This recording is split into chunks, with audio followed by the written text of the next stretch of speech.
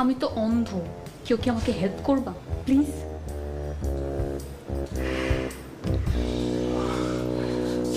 একটু মানে নার্ভাস হয়ে গেছে। নার্ভাস হচ্ছিস কেন? বস এখানে, এই যে। এই সময় মেয়েরা একটু নার্ভাস। জি জি, আমরাও বেশ নার্ভাস ছিলাম, তাই না? জি।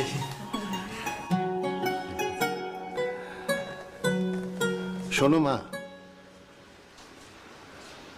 ছেলে মেয়ে দুজনের মতামত, বিশেষ করে বিয়ের ব্যাপারে, আমাদের কাছে সমান গুরুত্বপূর্ণ। আমরা কিন্তু খুবই আধুনিক মানুষ, বুঝতে পেরেছো?